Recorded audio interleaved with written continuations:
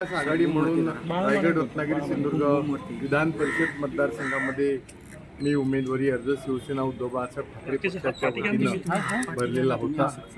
2 दिवसापूर्वी स्क्रुटिनी झाली, त्यामध्ये 6च्या 6 उमेदवार वैध ठरले आणि आज अंतिम दिवस होता उमेदवारी अर्ज मागे घेण्याचा. या निवडणुकीमध्ये 1018 मतदार आहेत. त्याच्यातलं पक्षीय बलाबल मी फॉर्म भरतानाच मला माहिती होतं. महाविकास आघाडी म्हणून आमचं संख्याबळ 200च्या आसपास होतं. लोकशाहीमध्ये निवडणुका लढवल्या पाहिजेत, बिनोड होऊ नयेत ह्या मताचाच मी होतो. परंतु गेल्या 4-5 दिवसामध्ये मी मतदारांच्या भेटीच्या निमित्तानं ह्या 1018 पैकी काही मतदार बंधू भगिनींना भेटण्याचा प्रयत्न केला, परंतु अनेक जण तीर्थयात्रेला गेल्याचं माझ्या लक्षात आलं. मी फॉर्म भरत असताना सुद्धा 4 फॉर्म भरले.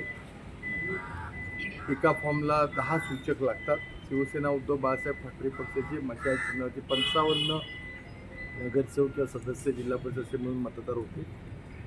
मला 40 सह्या मिळाल्या एका फॉर्मवर 10 प्रमाणे. मला महाविकास आघाडीच्या इतर घटक पक्षांकडे मी सूचक म्हणून सह्या द्याव्यात म्हणून विनंती केली होती. कारण शिवसेना उद्धव बाळासाहेब ठाकरे पक्ष, राष्ट्रवादी शरदचंद्र पवार काँग्रेस पक्ष आणि त्याचबरोबर इंडियन नॅशनल काँग्रेस, आमची बैठक झाली होती. इंडियन नॅशनल काँग्रेसचे प्रदेश अध्यक्ष सन्माननीय हर्षवर्धन सपकाळ साहेब, राष्ट्रवादी शरदचंद्र पवार काँग्रेसच्या वतीनं खासदार सुप्रियाताई सुळे होत्या आणि शिवसेना उद्धव बाळासाहेब ठाकरे पक्षाच्या वतीनं आमचे शिवसेना पक्षाचे सचिव आमदार असलेले मिलिंद नार्वेकर होते आणि त्याचबरोबर आमचे खासदार अनिल देसाई होते. काही कारणामुळं अनिल परब साहेबांना येता आलं नव्हतं. अशी आमची बैठक झाली होती आणि त्यावेळेला महाविकास आघाडी म्हणून सगळ्यांनी माझा उमेदवार करण्याकरता संमती दिली होती. याचा अर्थ असा होता की मला फॉर्म भरताना सुद्धा माझ्या घटक पक्षातील, मित्र पक्षातील मतदारांनी त्या ठिकाणी सूचक म्हणून सही देणं आवश्यक होतं. मी अनेक वेळेला मागणी करून सुद्धा मला सह्या मिळाल्या नाही. तर मला थोडंसं शंकेची पाल चुकचुक होती. मी जेव्हा विरोधी पक्ष म्हणून लढतोय पण मला जिथे सह्या मिळत नाहीत. परंतु त्यावेळची ती परिस्थिती नव्हती. माझ्या पक्षाच्या सगळ्या सहकार्याने सह्या केल्या आणि आज मी जेव्हा आढावा घेतला तेव्हा पाहिलं की हा सगळा खटाटोप, घोडेबाजार सुरू झालेला होता. अशा काही गोष्टी कानावरती आल्या आणि मग मीच असा विचार केला, माझ्या वरिष्ठांशी मी बोललो की असा पक्षाचा घोडेबाजार करून ह्या निवडणुका लढवणं हे काही कोकणाच्या संस्कृतीला हिताचं नाही आहे. आणि म्हणून मी विचार केला आणि या ठिकाणी मी माझा उमेदवारी अर्ज आज मागे घेतलेला आहे. पण तुमचं पक्षाशी काही बोलणं झालं का तुमच्या वरिष्ठांशी माझ्या बोलणं? बरं. आता पुढची तुमची यानंतर आता सगळ्या एकूण वेगवेगळ्या चर्चा सुरू स्वाभाविकपणे होणार आहे. पक्षाचं म्हणणं काय?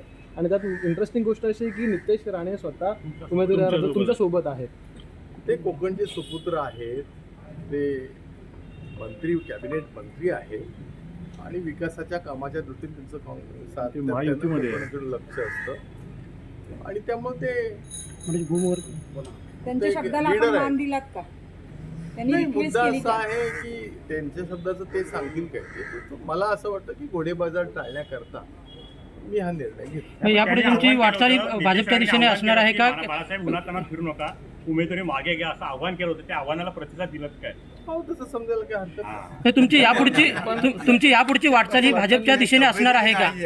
यापुढची वाटचाल ही तुमची भाजपच्या दिशेने असणार आहे का? वाटचाल रत्नागिरीत आहे म्हणजे नाही, आता एकंदरीत ज्या घडामोडी घडतात त्यानुसार राजकीय वाटचाल ही भाजपमध्ये जाण्याच्या दिशेने आहे का? आजचा विषय हा निवडणुकीची उमेदवारी मागे घेण्याच्या प्रत आहे. असं काय असेल तर मी तुम्हाला सांगेन. पण साहेबांची शिष्टाई याच्यात महत्वाची होती, सर्वात महत्वाची. आदरणीय माजी मुख्यमंत्री आणि खासदार नारायण राणे साहेब यांचे तर माझे कौटुंबिक संबंध होते. मागच्या लोकसभेच्या वेळेला सुद्धा तुमच्या सगळ्या साक्षीनं मी त्या ठिकाणी त्यांचं काम केलं आठवतंय. विधानसभेच्या निवडणुकीमध्ये महायुतीमध्ये जागा वाटपाची जागा मला मिळाली नाही आणि त्यामुळं आदरणीय उद्धवसाहेब ठाकरे या साहेबांनी मला त्या ठिकाणी उमेदवारी दिली आणि त्यामुळे उद्धवजी असतील, रश्मिताई असतील, मिलिंद नार्वेकर असतील, संजय राऊत साहेब असतील, या सगळ्यांनी माझा मान सन्मान अद्यापर्यंत केलं आहे. मला उपनेता म्हणून त्यांनी जबाबदारी दिली आणि हा फॉर्म भरताना सुद्धा संजय राऊत साहेब किंवा आमचे मिलिंद नार्वेकर साहेब, स्वतः उद्धवजी यांनी मला खूप मार्गदर्शन आणि मदत केली. घर वापसी होणार का? विड्रॉल करताना काय आश्वासनं वगैरे देण्यात आले आहेत का? विड्रॉल करताना नेमकं काय म्हटलं गेलं? तेच मी असं म्हणतोय की 1018 मतदार आहेत कोकणामध्ये या 3 जिल्ह्यामध्ये, आणि ज्या वेळेला आमच्या महाविकास आघाडीकडं बहुमत नाही आहे आणि मला सूचक मिळताना सुद्धा थोड्या अडचणी निर्माण झाल्या, काही लोकांच्या वैयक्तिक अडचणी असतील, आणि त्यामुळे मी थोडंसं आत्मपरीक्षण केलं. ही निवडणूक कॉन्टेस्ट करत असताना आपल्याला काय या ठिकाणी प्रतिसाद कसा मिळेल त्याच्यापेक्षा जर ही बिनविरोध निवडणूक होते एक चांगला फायदा पडेल. आणि संख्याबळ आमच्याकडे नव्हतं, आणि ज्यांच्याकडे संख्याबळ आहे तर त्यांच्यामध्ये विसंगती होती मी फॉर्म भरत असताना. कारण अलिबागचे आमदार सन्माननीय आमचे दळवी साहेब यांच्या मुलीनं उमेदवारी अर्ज भरला होता, आणि स्वाभाविकपणानं महायुतीमध्ये मताचं विभाजन होऊन त्याचा फायदा मला होईल अशा प्रकारचा माझा एक आराखडा होता. परंतु त्यांची उमेदवारी ही काल परवाच मागे घेतली गेल्यामुळे त्यांच्या मताचं डिव्हिजन होईल अशी सद्यस्थिती नव्हती, आणि ही निवडणूक डिव्हिजन ऑफ वोटवर जिंकता आली असती, किंवा काही ठिकाणी ज्याला घोडे बाजार म्हणतात ह्या निवडणुका दुर्दैवानं हा शब्द आलेला आहे.